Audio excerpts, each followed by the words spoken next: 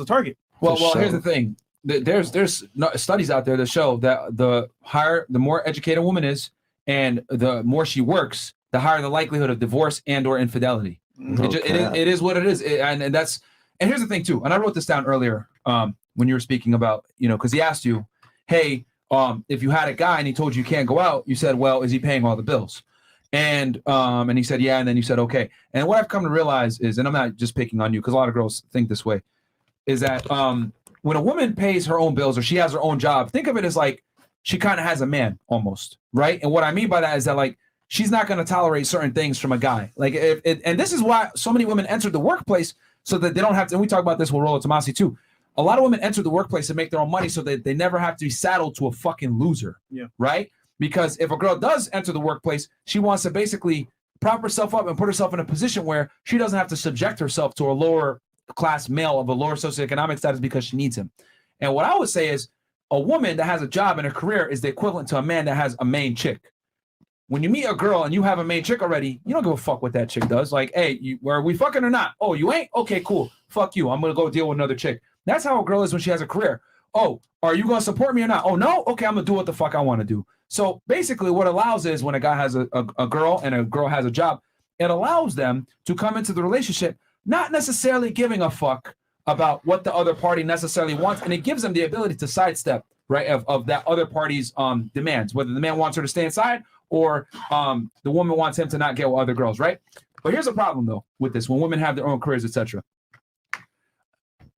women can't date down. So you become a victim of your success. Whereas for men, the more successful they become, right, and they can get another girl, doors open.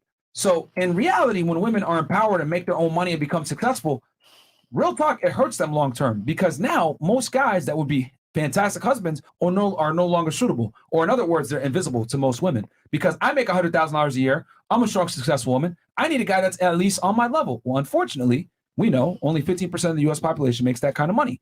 And that's everyone, men, women, gay dudes, lesbians, married men. So the reality is who really has the leverage here? It's not the women, but again, going back to what I said before, a lot of women are delusional and they think that there's a bunch of options. They think guys are going to be faithful to them being a millionaire single too, right? Traveling and only see them 2 hours per week, right?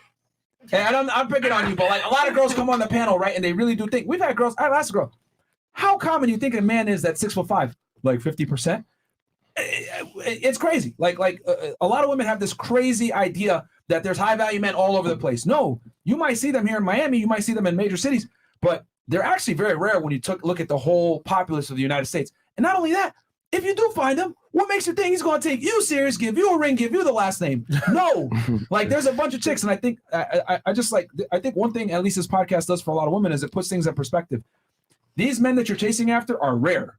So when you meet this guy, you don't have leverage. So you got to get on his program. So if he wants to go out and do his shit with the boys, if you nag him, he might say, man, this chick, fuck this bitch. I'm not going to take her serious. I'm just going to keep her on the sex hamster wheel and keep going and get another girl. So, but can I say one thing? Go ahead, sure, please. But some guys are relationship type of people. They have